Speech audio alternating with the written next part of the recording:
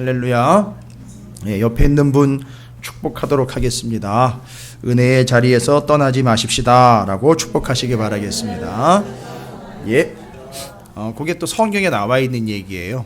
떠나간 사람과 떠나가지 않는 사람의 두 사람으로 대비가 됩니다. 누구냐 하면 무비보셋하고 또 시므이예요.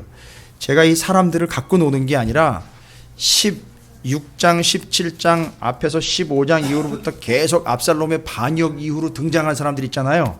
이 사람들은 다 지금 그 안에서 나름대로의 메시지를 다 갖고 있어요. 그래서 이 사람과 이 사람이 대조가 되면 또 이 사람과 이 사람이 대조가 되고 또 이 사람과 이 사람이 유형이 비슷하면 또 저 사람하고 저 사람하고 비슷하고, 여기서 여러분 사람을 분석하시는 게 아니라 요 특성들을 잘 이해하셔야 메시지를 더 풍성하게 얻으실 수 있어요. 근데 오늘 또 오후 시간에도 하나님의 은혜가 아직 끝나지 않은 거거든요. 여러분, 하나님의 은혜가 뭡니까 도대체? 하나님의 은혜가 뭐죠? 예?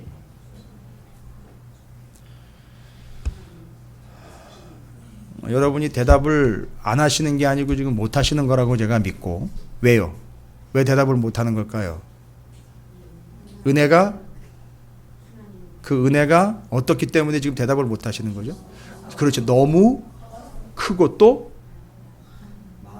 그렇죠. 많아서예요. 이걸 콕 집어가지고 얘기를 할 수가 없어요. 그래서 야, 그것도 얘기 못하면서 뭘 은혜 받았다고 해요. 은혜는 따라서 그거예요. 도무지가 뭘 설명을 못해요. 너무 크고 너무 많기 때문에 은혜는 설명을 못한다고요. 콕콕 집어 설명을 하면 그건 대까지요. 설명을 할 수가 없어요. 그렇죠?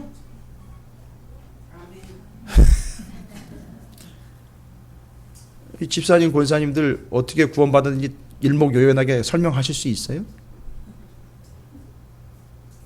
그걸 어떤 파에서는 또 몇 날, 몇 월, 며칠에 정확하게 구원을 받아가지고 거듭난 시간까지 모르면 그건 진짜 은혜가 아니요 라고 얘기를 해가지고, 아이 참 답답하기 이를 데 없는데, 여러분 그건 은혜가 아니에요. 그건 노림수지.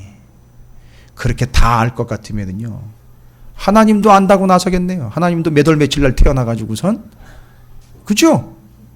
그런 오류를 범하게 되는 거예요. 그건 앞뒤가 안 맞는 얘기죠. 그 은혜가 너무 크고 많기 때문에 설명을 할 수가 없어요. 그러니까 어떤 분들이 그런 얘기를 하잖아요. 자꾸 감당이 안 된다고. 그죠? 이게 은혜를 받으면 감당이 안 돼. 그러니까 너무 크고 많은 거예요. 그러니까 전부 다라고 보시면 되잖아요. 그죠? 많다라고 얘기만 해놨지 어떻게 뭐 설명할 필요 없어요. 근데 전부 다예요, 여러분. 그죠? 다 은혜인 거예요, 다. 은혜는요, 특징이 뭐예요? 주는 게 아니라 우리가 입장에서 다 받은 거예요. 그렇죠? 그럼 여러분 생각해 보세요. 정말 조금만 생각해 보자고요. 다 따지지 말고 조금만 생각하자고. 얼마나 큰 은혜입니까? 얼마나 많은 은혜예요. 아니, 남의 집 보실 건 없어요. 우리 집만 보세요. 아유, 또 우리 집에서 나 한번 보세요, 나를. 개인적으로 내 개인을 한번 보세요. 얼마나 많이 받았는지요. 그죠? 지금 승혜랑 아빠랑 같이 예배를 드리고 있잖아요. 그죠? 승혜는 내 새끼가 아니라 하나님의 은혜인 거예요. 예? 그러면 손이 안 올라가요. 아이고, 그렇다는 얘기가 아니라, 집사님 그렇다는 얘기가 아니라, 순간 찔리셨어요. 그럴 리 없죠. 그렇죠. 그게 은혜라는 게 알게 되고 깨닫게 되면 그럴 리 없다는 거예요. 그렇죠. 근데 그게 셀 수 없다는 거예요. 헤아릴 수도 없어요. 이게 다 은혜입니다. 그런데 이 은혜를 떠나는 사람들이 있어요. 떠난다는 건요, 그걸 은혜라고 여기지 않는 거죠. 감사하지 않는 겁니다. 여러분, 여기 또 하나의 은혜가 있습니다. 기가 막힌 은혜예요. 후세와 아히도벨을 비교하면서 기가 막힌 은혜. 이것도 신약 성경까지 연결돼요. 여러분, 제가 오전에 다윗이 시므이를 용서한, 내 죄를 인정하기 때문에 그가 용서됐다라는 부분이 주기도문과 연결된 거 있죠? 여러분, 이건 상당히 중요한 기독교의 진리예요. 꼭 습득하시고 터득해 놓으시기 바랍니다. 아주 중요한 거예요. 오전에도 집사님 한 분이 저한테 끝나자마자, 이렇게 중요한 기독교의 진리를 이제야 알게 돼가지고 죄송하기도 하고 너무 감사하기도 하다는 거예요. 맞는 얘기예요. 너무 중요한 얘기입니다. 자, 그래서 지금 세 번째 은혜의 도구를 하나 지금 이제 우리가 주어졌는데 후세와 아히도벨입니다. 여러분, 이게 지금 쿠데타가 일어났는데 쿠데타에는요, 제가 예전에도 한번 말씀드린 거예요. 쿠데타에는 졸지 마세요. 뭐 국방정책위원회나 내지는 사회학 강의가 아니에요. 이게 성경에 나와 있는 거기 때문에 제가 설명을 드리고 넘어갑니다. 쿠데타는 여러분 아시잖아요. 우리나라가 또 쿠데타에 민감해요. 그죠? 우리나라 역사에 그 역사가 있기 때문에 우리는 쿠데타라는 말을 많이 들어왔어요. 그렇죠? 맞아요. 많이 들어왔습니다. 우리가 1000번이 넘게 외국에도 침입을 받았지만 우리나라 안에서도 그런 아픈 역사들이 있어요. 쿠데타가 일어났었어요. 근데 지금 성경에 쿠데타라는 게 일어납니다. 문제가 뭐냐면 쿠데타가 일어나면 이게 진짜야 가짜야 이걸 알아놔야 돼요. 그래야 어떻게 돼요? 어디가 붙어야 돼? 이걸 결정을 해야 되잖아요. 근데 이제 쿠데타에는 크게 두 종류가 있다고 그래요. 이건 제가 만들어낸 게 아니니까 그냥 옮기는 겁니다. 친위 쿠데타와 반역 쿠데타가 있어요. 혁명 쿠데타예요. 둘인데 친위 쿠데타는 쿠데타가 일어나고 난 다음에 실질적인 정권이 바뀌질 않았어요. 근데 반역 쿠데타예요. 혁명 쿠데타는 정권이 바뀌어버렸어요. 완전히 주인이 바뀌어버리는 격이죠. 그럼 친위 쿠데타라는 건 뭡니까? 예, 그건 일종의 노림수예요. 나중에 알고 봤더니 실질적인 권력이 안 바뀌고 그대로 있어요. 그런데 쿠데타가 나는 덕분에 이 편이냐 저 편이냐를 막 우왕좌왕하다가 이 편 저 편이 나눠져 버렸어요. 딱 보니까 이게 나누어진 모습을 보니까 제대로 갈 자들인지 반역에 앞장서고 이제 이 정권의 부패와 부정부패와 빌부터 살고 있다가 확 드러나게 돼가지고 양쪽으로 싹 갈려버리는 거죠. 이걸 잘못 오해를 하는 바람에 야 새로운 세상이 왔다 여기가 붙어야 되겠다 저기가 붙어야 되겠다 해버렸는데 알고 봤더니 이 쿠데타는 혁명을 일으키기 위한 쿠데타가 아니라 그런 부정부패 세력들을 나누어서 누가 진짜고 가짜인지를 구분하는 기회가 된 거예요. 그걸 친위 쿠데타라 그래요. 그래서 줄 잘못 쓰면 정리 대상이 되는 거예요. 거기서 정권은 바뀌지 않고 이게 소위 말하면 이제 오래된 정권의 부정부패 속에서 한 도구로 사용이 돼요. 그러나 혁명 쿠데타는요 아예 그 기존의 세력을 뒤집어 엎고 올라오는 거예요. 그러면 제가 질문 드릴게요. 압살롬의 쿠데타는 반역은 친입니까 반역입니까? 예? 여러분이 확 대답을 못하는 게 바로 이게 친위 쿠데타 아닌가? 그 당시에도 그랬어요. 왜요? 그러니까 아들이니까요. 아니 아들이 올라와서 쿠데타를 냈다니까 에이 이게 뭐 이거 괜히 우리 떠보려고 그러는 거 아니야? 이랬다. 실제로 대답이 곧 반응이 그랬어요. 시큰둥했어요. 그러니까 잘 보십시오. 아히도벨이 어떤 책략을 내버렸어요. 그게 아니고 아버지 완전히 짓밟고 그냥 새로운 권력으로 올라온 게 나다라는 걸 보여주셔야 된다는 거예요. 지금 이 이스라엘 땅이 가만히 보니까 좀 어영부영하고 있다는 거예요. 쿠데타가 일어났는데 혁명이 일어났는데 압살롬에게 무릎을 꿇려고 하는 자가 별로 생기는 게 별로 없는 거죠. 이거 이상하다. 그러니까 이걸 완전히 선을 그어버려야 되는 거죠. 이건 혁명이야. 이건 반역이고 이거 정신 똑바로 쳐 줄 잘 서야 돼. 하는 걸 공포를 하기 위해서 아히도벨이 책략으로 내는 게 뭐죠? 후궁였죠. 다윗이 10명 남겨놨었죠. 그리고 또 다른 후궁들이 있겠죠. 그런데 그들과 대낮에 백주 대낮에 왕궁의 옥상에서 천막 쳐놓고 동침해버리려는 거예요. 그 뭔 얘기예요? 완전히 아버지를 갈아 뭉갠 거고 왕권은 내 거라는 걸 선포하는 행동이에요. 그러니까 이걸 보고는 이스라엘 백성들이 어떻게 된 거죠? 와 이거 진짠가 보다. 압살롬에게 붙어야 되겠다. 이렇게 돼버려요. 그게 아히도벨의 책략이에요. 이 사람 무서운 사람이에요. 그러니까 전략가예요. 그리고 이 사람의 전략을 뭐라고 평가하는지 여러분 보십시오. 16장의 뒷부분에 22절, 23절이요. 16장 22절, 23절입니다. 이에 사람들이 압살롬을 위하여 옥상에 장막을 치니 압살롬이 온 이스라엘 무리의 눈앞에서 그의 아버지 후궁들과 더불어 가르쳐준 대로 했어요. 그죠? 이 나라는 내 거다라고 선포했지요. 그때의 아히도벨이 베푸는 계략은 어떻대요? 사람이 하나님께 물어서 받은 것과 같은 것이라. 지금 아히도벨이 어디 위치에 가 있어요? 하나님 수준으로 가 있어요. 그러니까 그 정도로 이 사람이 아이디어를 내놓고 책량을 내놓으면 그게 백발백중이라는 거예요. 그러니까 이 전략도 아주 효과 있는 전략이 된 거예요. 그런데 전략을 하나를 더 내놨어요. 무슨 전략이죠? 17장으로 넘어가면 압살롬이 물어봅니다. 이제 우리 아버지 다윗을 어떻게 해야 될까 물어봤더니만 아히도벨이 뭐라고 얘기를 합니까? 그렇지요. 가능한 빨리 쫓아 들어가서 빨리 치는 게, 선수를 치는 게 답이다. 여러분, 이게 정말 나쁜 인간의 얘기지만 정답이에요. 다윗은 시간을 주면 줄수록 불리해요. 압살롬에게 불리하다고요. 여러분, 제가 정치학 얘기하는 거 아니에요? 성경 얘기하는 겁니다. 어떻게 그렇게 정치학적으로 성경이 개인, 가정, 나라 이야기를 담고 있기 때문에 정치적으로도 이야기할 수 있는 거예요. 이게 거기 다 담겨 있어요. 그러니까 시간을 끌면 끌수록 불리한 거예요. 그러니까 질문을 해드릴게요.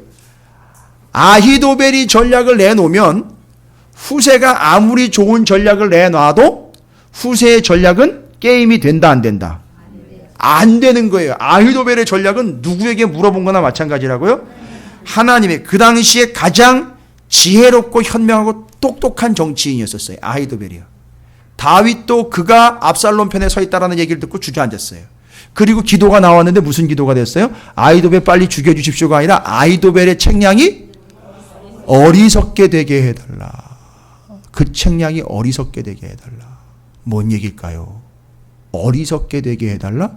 아히도벨은 절대 어리석은 책략을 낼 리가 없어요. 그런데 그의 책략이 어리석게 되게 해달라는 이 기도의 제목이 응답됐어요. 와, 그 책략을 어리석게 할 자는 후세도 아니고 다윗도 아니고 압살롬도 아니. 누가 어리석게 해야 돼요? 그러면 여러분 질문해 볼게요. 아히도벨의 완벽한 책략을 어리석게 하는 방법이 뭘까요? 여기 나와 있는 것으로 가셔야 돼요. 분명히 어리석게 만들어 버렸어요. 그 결과로 어리석은 짓까지 해요. 아히도벨이요. 자기 목을 매요. 왜 목 맸죠? 그렇죠. 그 정황을 아시죠?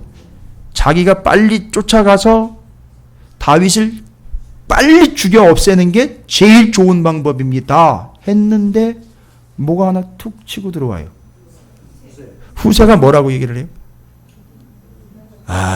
제 생각에는 죄송합니다. 뭘 아히도벨의 책략에 잽도 안 되는 바보 같은 게 뭘 책략을 낸다고 내는 게, 그죠? 낸다고 낸 게 무슨 책략이에요? 다윗은 상당히 잔뼈가 광야에서 굵은 자이고 이미 단련되어 있기 때문에 섣불리 덤볐다간 다 몰살을 당할 수 있으니, 여러분 이거는 말은 그럴듯한데 지금 다윗의 상황에서는 맞는 얘기가 아니에요. 어쨌든 후세 얘기 안 듣고 아히도벨 얘기 듣고 지금 치고 들어갔으면요, 다윗 거기서 끝났어요. 아히도벨이 어리석은 책략을 낸 게 아니고 그 책략을 어리석게 만들어버렸어요. 그럼 어떻게 하면 어리석게 만들어버릴까요? 받아들이지 않는 걸 어떤 식으로 지금 정리가 됐죠? 그렇지요. 후세의 아히도벨보다 어리석은 책략을 받아들임으로 아히도벨을 어리석게 만들어버린 거예요. 절대 어리석은 책략이 아닌데 그걸 어리석게 만들어버렸다고요. 누가요?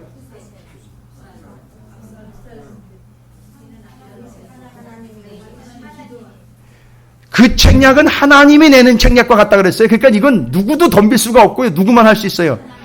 하나님이 아히도벨의 책략을 어떻게 어리석게 만들었다고 정리합니다. 더 어리석은 후세의 책략을 선택하게 해서. 고린도전서 1장 27절. 그러나 하나님께서 세상에 미련한 것들을 택하사 지혜 있는 자들을 부끄럽게 하려 하시고 세상에 약한 것들을 택하사 강한 것들을 부끄럽게 하려 하시며. 정확하게 여러분. 저도 제가 이걸 이렇게 연결해가지고 정리할 줄은 몰랐어요. 고린도 전서 1장 27절이요. 우리는 기가 막히게 계속해서 많이 들어왔던 구절인데 아히도벨과 후세의 책략 비교를 통해서 하나님이 아히도벨을 아주 무력화시켜버린 거예요. 아주 어리석은 자로 만들어버렸어요. 그렇죠?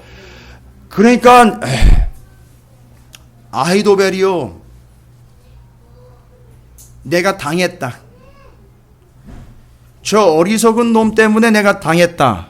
그런데 이건 저 어리석은 자의 책략이 아니라 이미 다윗의 손이 들어왔고, 야, 이건 그 양반이 손댔구나. 끝났구나. 아이, 뭐예요? 이거 팔려. 이게 웬 망신이야. 여러분, 이 아히도벨이 자기 의견이 안 받아들여지면 습관적으로 목을 매는 그런 습관이 있는 사람이에요? 자해하는 습관이 있는 사람이에요? 아니요. 자기가 스스로 목을 맸다는 얘기는 내가 참 꼴 우스워졌구나. 끝이로구나. 자기가 어떻게 됐다는 거죠? 미련한 자 앞에서 더 미련한 자가 되었구나 하면서 목을 메고 끝내는 거예요. 근데 이거는 이미 다윗이 기도를 한 거예요. 그의 책략을 어리석게 해달라고. 아히도벨이 말도 안 되는 책략을 내게 해달라는 게 아니라 하나님이 어리석은 자의 책략을 들어서 지혜로운 자를 부끄럽게 인생 다 팔아버리게 만들어버린 거란 말이에요. 할렐루야. 이게 은혜라는 거예요. 여러분, 성도와 교회가 맨날 똑똑한 지 하려고 그러고 똑똑한 것만 하려고 그러고 스마트한 것만 하려고 그러고. 아니요, 그게 아니에요.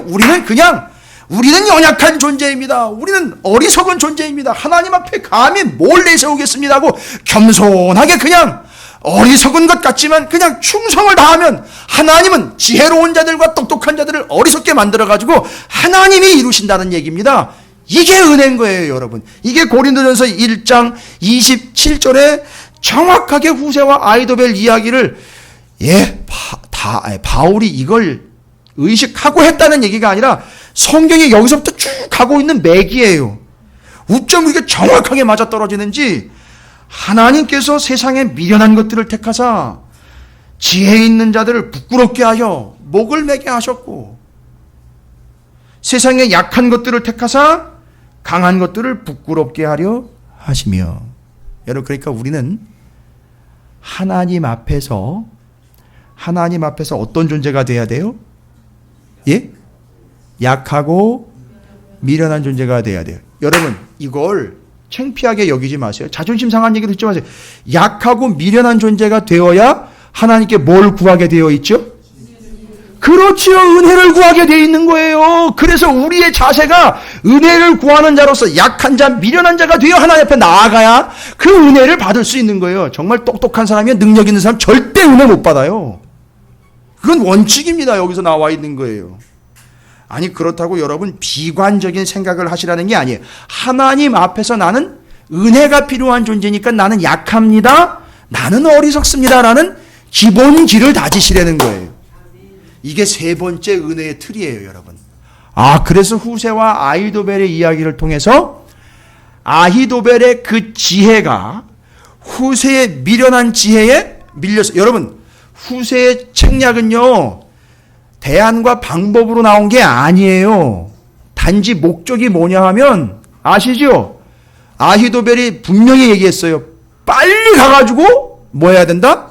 다윗 쳐야 된다 그랬는데, 후세는요, 어떤 전략적으로, 기획적으로 내놓은 게 아니라, 빨리 나가지 못하도록 뭐를 벌어야 된다? 시간 벌어야 된다, 이거예요. 그리고 사람을 보내서 빨리 지체하지 말고 건너가라는 거예요. 그리고 다윗한테 얘기를 전한 거라고요. 여러분, 이 구절을 전체적으로 이해를 하셔야 돼요. 이게 보여지지 않으면 계속 우리는 아히도벨과 후세를 비교를 해가지고선 두 사람 사이에서 끝나버려요. 그런데 하나님이 여기 간섭하시고 분명히 개입하신 사실과 정황이 포착이 됩니다. 그건 압살롬이 선택을 한 게 아니고 하나님께서 지혜로운 자의 전략을 어리석게 한 결과 이 모든 일들이 하나님의 손 안에서 지금 주관이 되고 있다라는 거예요. 그래서 지연이 됐어요. 다윗이 도망을 가게 됐어요. 피해가게 됐습니다. 그리고 그 소식을 전하러 누가 갑니까? 요나단과 아히마아스예요. 이거 언약궤 지키라고 명령받은 누구와 누구의 아들이죠? 사독과 아비아달의 두 아들입니다. 그들이 명을 받습니다. 빨리 쫓아가라. 가서 이야기를 전해라. 그런데 전하는 내용을 보면 아히도벨이 뭐 이런저런 전략을 냈고 이런 전략을 냈으니까 뭐 이렇게 지금 전략을 짜고 있으니까 거기에 대비하십시오가 아니라 무조건 뭐예요? 빨리 건너가고 도망가라라고 분명히 전하게 됩니다. 그리고 이 두 사람이요. 잘 보시면 두 사람이 18절부터 잘 보십시오.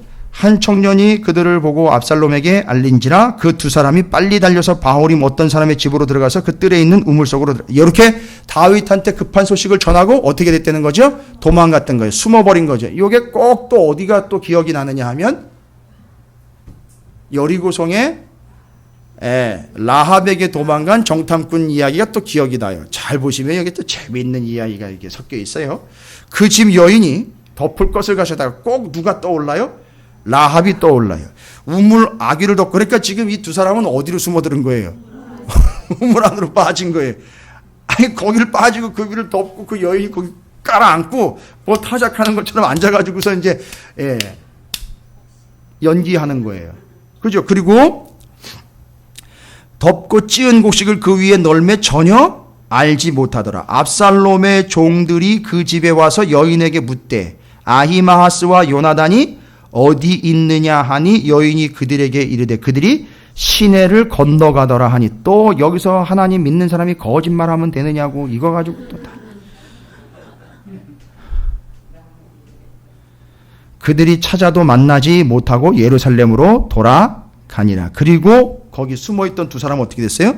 그들이 간 후에 두 사람이 우물에서 올라와서 다윗에게 가서 다윗왕에게 말하기를 당신은 일어나 빨리 물을 건너가서서 아히도벨이 당신들을 해하려고 이러이러하게 계략을 세웠나이다.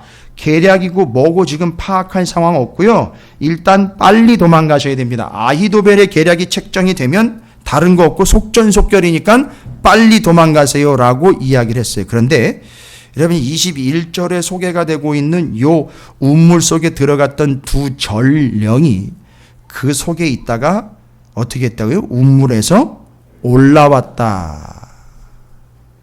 여러분 이게 시편 여러분 조금만 보시면 다윗이 자기 처지에 구원받은 처지를 어디에다 비유를 하느냐 하면 시편에 나와 있어요. 앞부분에 1권에 해당하는 부분에 나와 있어요.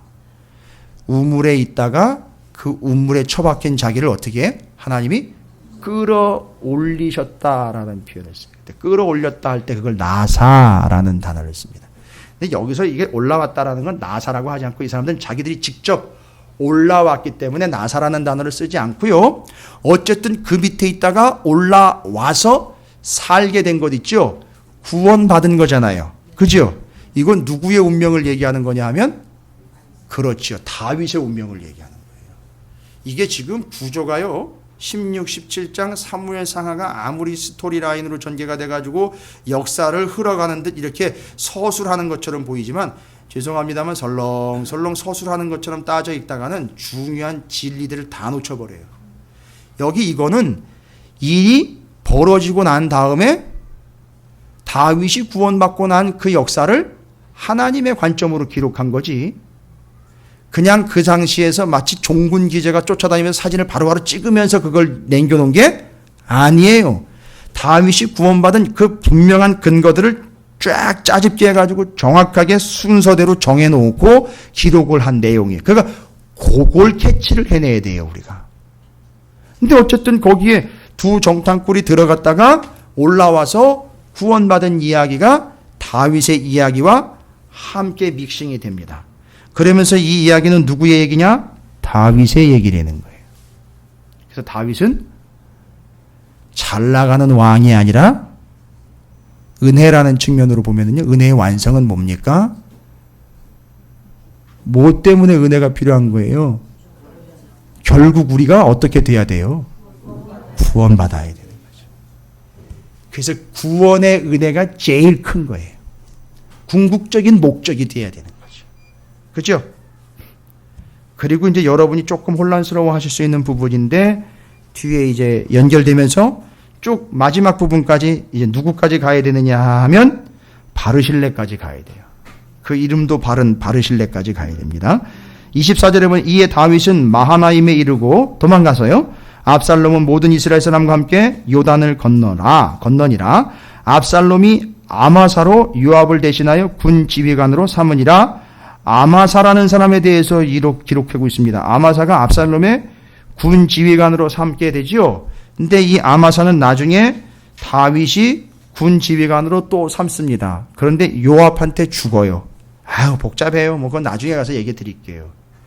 이제 경쟁 상대로 요압이 삼고 있다가 요압이 죽여버려요, 아마사를. 나중에 이제 나옵니다. 뒷이야기니까 나중에 말씀을 드리고요. 근데 이 아마사가 누구냐 했더니만 아마사는요, 이스라엘 사람 이드라라 하는 자의 아들이라. 이드라가 나하스의 딸 뭐예요? 아비갈과 동침하여 그를 낳았으며 아비갈은 요압의 어머니 수르야의 동생이더라. 이 뭔 얘기입니까? 수르야는 누구였어요? 다윗의 누이였어요. 그러니까 이 아비갈은 아비가일이라는 얘기예요. 아비가일이 한 명 더 있죠. 그죠? 누구의 와이프였죠?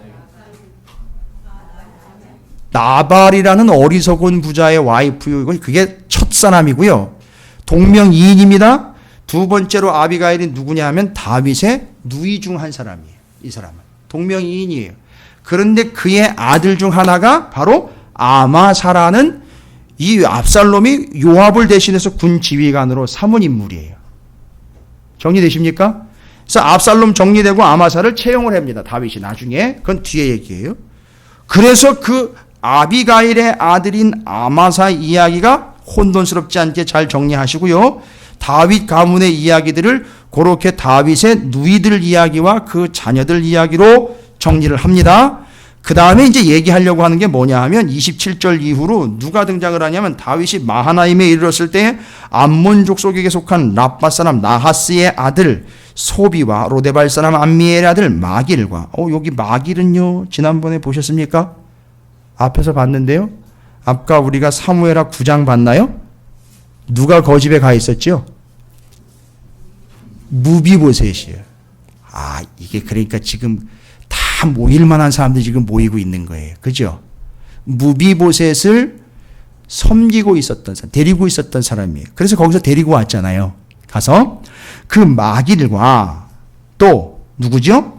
로글림 길르앗 사람 바르실레예요. 이제 등장을 해요. 이 사람 여기 처음 등장을 하는데 바르실레라는 사람이 누군가 봤더니만 16장 시작하면서 제가 이제 말씀드리려고 하는 거예요. 왜 이게 그냥 대충 시간 순서랑으로 기록한 게 아니고 철저한 치밀한 계획하에 구조적으로 기록이 된 거냐 하면 자 보십시오. 16장 1절부터 4절까지 누구 얘기가 나왔었죠?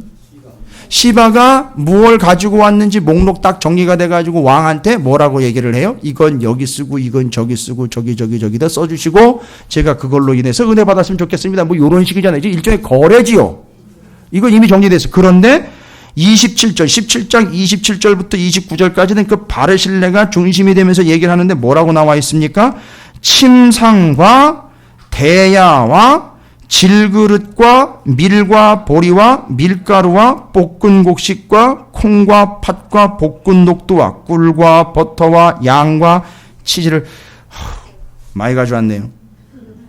가져다가 다윗과 그에 함께한 백성에게 먹게 하였으니 이는 그들 생각에 누구요?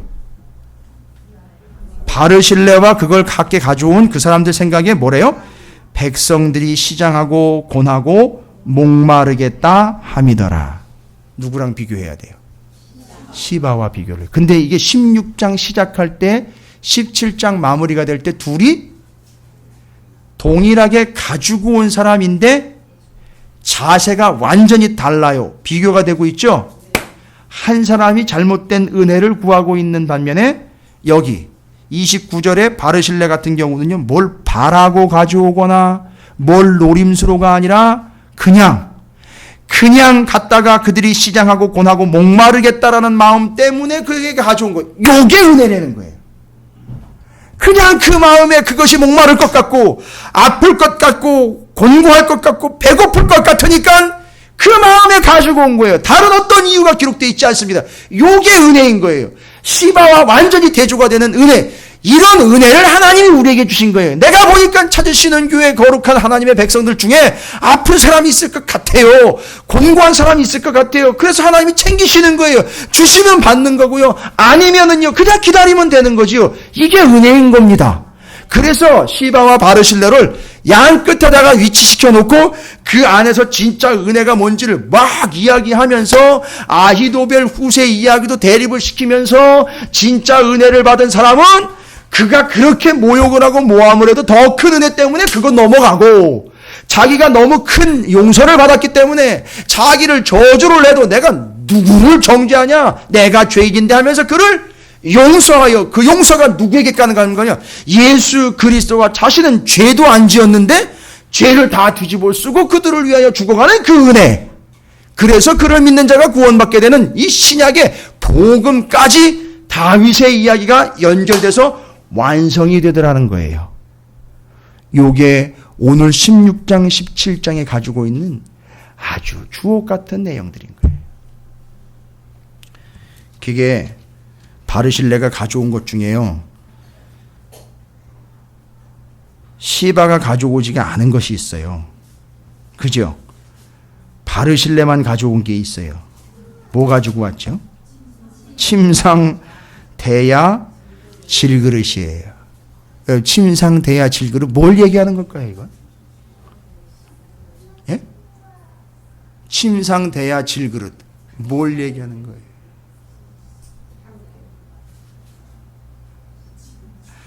당신 시간 좀 걸리겠네요. 이 얘기 아니에요.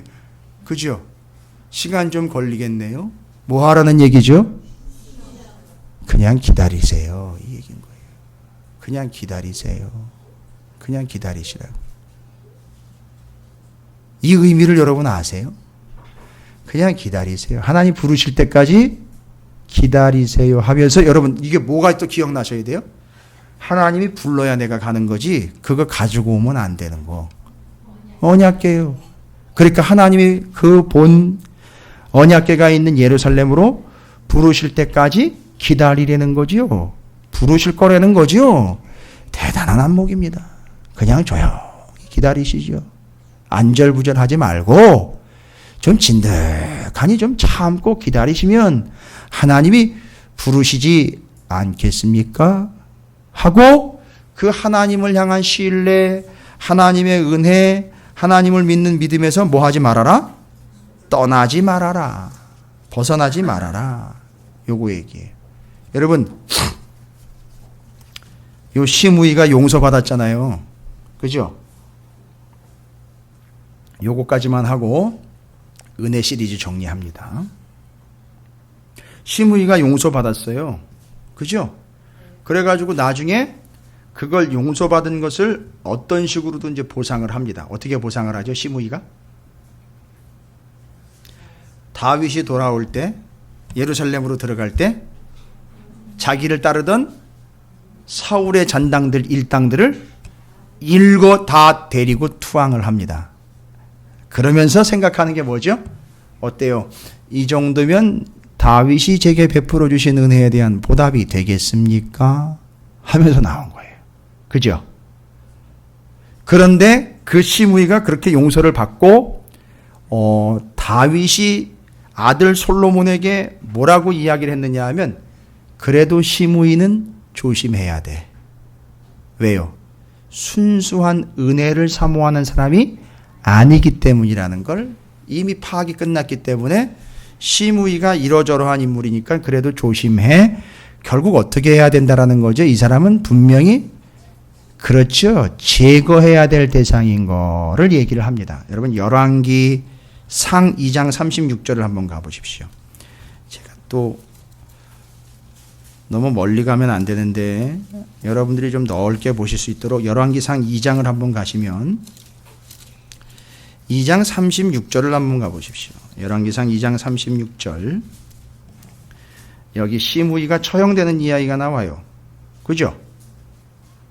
타이틀이 그렇게 돼 있죠? 왕이 사람을 보내어 시므이를 불러서 이르되 너는 예루살렘에서 너를 위하여 집을 짓고 거기서 살고 어디든지 나가지 말라. 너는 분명히 알라. 내가 나가서 기드론 시내를 건너는 날에는 반드시 죽임을 당하리니 내 피가 내 머리로 돌아가리라. 시므이가 왕께 대답하되 이 말씀이 좋사오니 내 주 왕의 말씀대로 종이 그러하겠나이다 하고 이에 날이 오래도록 예루살렘에 머무니라. 좋은 거예요. 그렇죠? 오랫동안 예루살렘에 머물러 있는 동안에는 별 문제가 없어요. 그렇죠? 여러분 이게 은혜예요.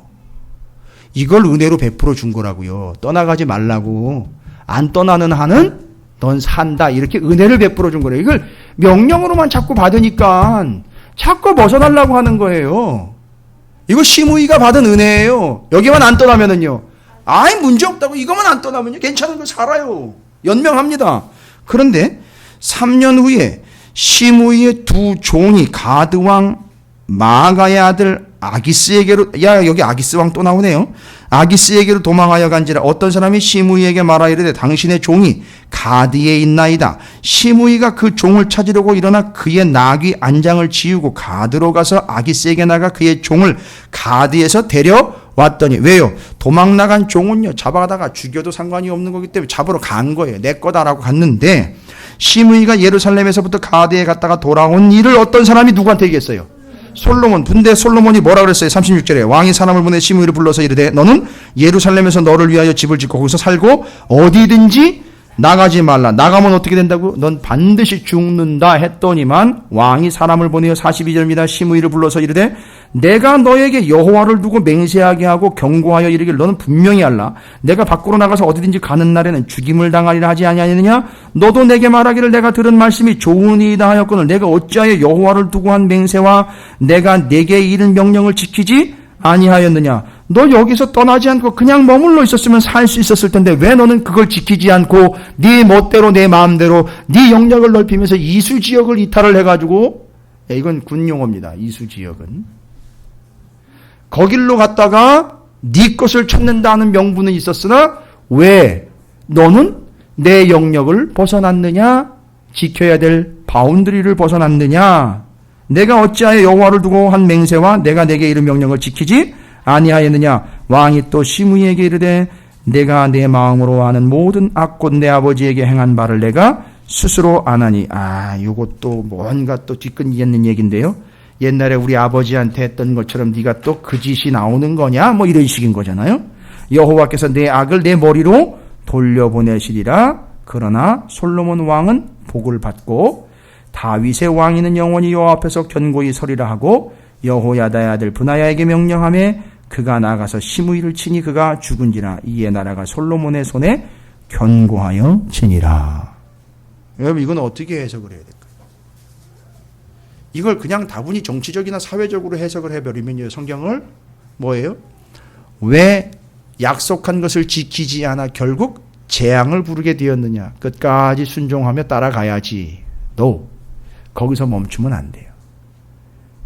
여러분 제가 아까도 말씀드렸죠. 이 시므이라는 사람과 누가 지금 대척점에 있느냐면 무비보셋이라는 사람이 대척점에 있어요. 왜 둘이 대조가 되는지 아세요? 하나님이 무비보셋을 두 다리를 다 거두어 가시고 그냥 어떻게 했어요? 주저앉게 했어요. 심지어 자기가 말에 안장을 얹고 다윗이 나간다 그럴 때도 자기가 쫓아나가려고 그랬는데 사기꾼 종 때문에 나가지도 못하고 그냥 묶여버렸어요. 예루살렘을 떠나본 적이 없어요. 그러니까 어쩔 수 없이 못 나가고 그냥 어쩔 수 없이 거기 주저앉은 것 같죠? 아니요. 무비보셋은 예루살렘을 지킨 거예요. 하나님 곁을 떠나지 않은 거예요. 그러나 시므이는요, 자기의 임의대로 그 은혜를 떠나버린 거예요. 여러분, 은혜로 준 거지요? 여기 예루살렘을 떠나지 않는 한 너는 산다. 분명히 이게 은혜로 준 거지요? 왕이 은혜로 허락한 거예요. 근데 그걸 임의대로 떠나가 버리는 순간, 종 찾을 깨두고 떠나가고 자기 멋대로 자기 주장을 권리하면서 나갔다 들어온 순간 끝나버린 거예요. 여러분, 이게 뭐냐 하면 하나님의 은혜는 우리가 주관적으로 판단해서는 되는 게 아니에요. 한 가지만 말씀을 드리고 정리합니다. 하나님의 은혜는 여러분이 떠나가서는 안 되는 거예요. 그냥 그 은혜를 사모하면서 그냥 하나님 곁에 그냥 들러붙어 있어야 돼요. 그게 은혜의 자세예요. 근데 은혜 없는데 또 계속 들러붙어 있는 사람들도 또 있어요. 뭐 더 심각한 거지요, 그것은. 그러나 하나님의 은혜가 분명하다면 거기에서 절대 떠나가서는 안 돼요. 그러나 그게 하나님의 은혜가 아니라면요, 떠나가야 돼요. 분명한 건 그건 하나님의 은혜 때문에 살아가는 구원받은 존재이기 때문에 반드시 그 밑바닥에, 우물 밑바닥에만 계속 있으면 안 되는 거죠. 끌어올려야 되죠. 올라와야 되는 거죠. 그래야 구원받는 거예요. 가장 큰 은혜는 구원받았다라는 은혜요. 지혜로운 자들을 어리석게 해서 어리석은 자의 충성과 그들을 주님이 들어 쓰신다는 게 은혜요. 은혜는 절대 하나님 곁을 떠나가지 않고 은혜를 끝까지 사모함으로 은혜를 붙잡고 사모하는 자들에게 하나님이 구원을 허락하신다. 구원을 주시고 은혜를 더하여 주신다. 잊지 마시고 절대 그 은혜를 사모하는 자리에서 떠나가지 마시기를. 임의로 여러분이 조절하지도 마세요. 그냥 은혜는 사모하시면 되는 거죠. 주시면 받으면 되는 겁니다. 뭐가 은혜인가 그냥 받아보시면 알아요. 그리고 아까도 말씀드렸지만 너무 크고 많기 때문에 은혜인지도 모르고 대충 넘어가는 게 한두 가지가 아니라는 사실만 알고 계십시오. 절대 그 은혜를 떠나가지 마시기를. 교회를 떠나가지 말라는 얘기가 아니에요. 은혜를 떠나가지 말라는 얘기예요. 그 교회에 분명히 은혜가 있다면 그건 교회를 떠나지 말라는 얘기고요. 그 사람에게 은혜가 있다면 그 사람 곁을 떠나지 마세요. 말씀에 은혜가 있다면 그 말씀 놓지 마시라는 거예요. 절대 포기하거나 놓지 마시고 딱 달라붙어 하나님의 은혜를 누리고 받게 되시기를 주님의 이름으로 축복합니다. 이게 오늘 말씀을 통해서 마지막까지 정리가 된 시므이와 무비보셋의 떠나감과 떠나가지 아니함의 은혜에 대한 자세로 정리가 끝까지 좀 정리되면서 여러분에게 그 은혜의 지침으로서 말씀을 통해 함께 나눴습니다. 여러분 이제 함께 기도하기를 원합니다. 하나님, 저는 미련합니다. 저는 연약합니다. 그래서 하나님의 은혜가 필요합니다. 그리고 그 은혜를 사모함으로 주님 곁을 떠나가지 아니하는 하나님의 영혼이 되게 해 주시고 절대 그 은혜를 사모하면서 벗어나는 일이 없도록 늘 주님만 바라보겠습니다. 결단하면서 은혜를 사모하는 마음과 믿음으로 결단의 기도로 정리를 하도록 하겠습니다. 다 같이 주의 이름을 크게 한번 부르시고 은혜 사모함과 떠나가지 아니함을 결단하면서 하나님 앞에 무비보셋처럼 다윗처럼 바르실레처럼 온전한 은혜를 구하고 후세처럼 하나님 앞에 채택되는 영혼 되겠습니다. 그렇게 도와주시옵소서. 사모함으로 기도합니다. 기도하겠습니다.